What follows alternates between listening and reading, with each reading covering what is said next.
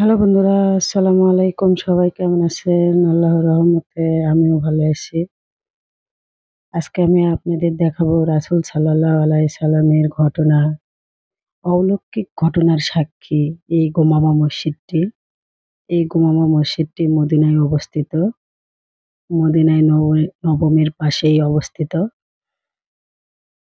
মদিনাতে প্রখর বৃষ্টি মানে কোনো প্রকারের কোনো বৃষ্টি হচ্ছিল না। হাহাকার চারিদিকে, রোদ, প্রখর গরম। তখন আমাদের হযরত মুহাম্মদ সাল্লাল্লাহু আলাইহি সাল্লাম এই গোমামা মসজিদটি আপনারা দেখতে পাচ্ছেন। এই স্থানে তখন মরুভূমি ছিল। তখন এই স্থানে বৃষ্টির জন্য ২ রাকাত নফল নামাজ পড়ে আল্লাহর কাছে কেঁদে, কেঁদে বলছিল, "আল্লাহ তুমি বৃষ্টি দান করো।" তখন অলৌকিকভাবে প্রচণ্ড বৃষ্টিপাত সৃষ্টি হয়, অনেক বৃষ্টি হয়। তখন তখন থেকে রাসূল সাল্লাল্লাহু আলাইহি সাল্লাম এখানে এই গোমামা মসজিদটি তৈরি করেছেন। আরো একটা ঘটনা আছে, এই গোমামা মসজিদে ১ম ঈদের নামাজ আদায় করা হয়। নবীজি শেষ বয়স পর্যন্ত, শেষ মৃত্যুকাল পর্যন্ত এই মসজিদে নামাজ আদায় করছে, ঈদের নামাজ। এটা ঈদগাহ মাঠও বলতে পারেন। এই মসজিদ প্রাঙ্গণে তিনি হাফসার বাদশা নাজরাশিকে জানাজা পড়াইছিলেন। বাদশা নাজরাশিকে হযরত মুহাম্মদ সাল্লাল্লাহু আলাইহি সাল্লাম দাওয়াতের চিঠি পাঠাইয়াছিলেন।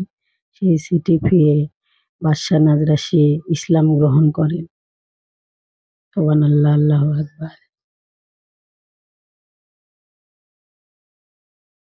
এই গোমামা মসজিদটি মসজিদে নববীর ঠিক সামনে ৩১০ নম্বর গেটের সামনে অবস্থিত। আমার এই ভিডিওটি যদি আপনাদের ভালো লেগে থাকে অবশ্যই আমার পাশে থাকবেন এবং চ্যানেলটি সাবস্ক্রাইব করবেন। বেশি, বেশি শেয়ার করবেন।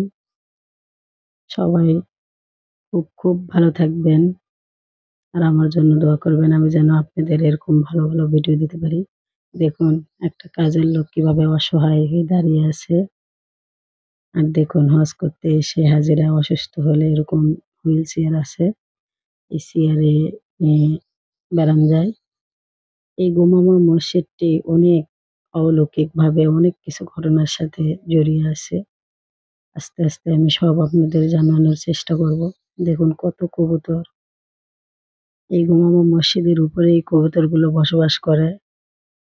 তাহলে বুঝুন এই গোমামা মসজিদের উপরে কি আছে যে এই কবুতরগুলো ছাড়ে না।